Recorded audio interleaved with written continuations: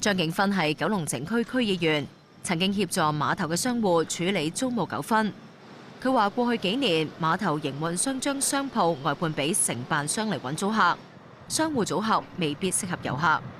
咁之前咧營運商佢嗰個做法咧就過於簡單，即係簡單可能係用一個方式就係整個 A 區嘅區域咧由一個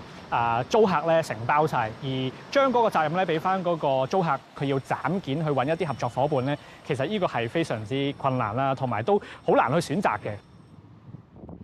咁就住啟德碼頭啟用以嚟嘅商鋪出租率，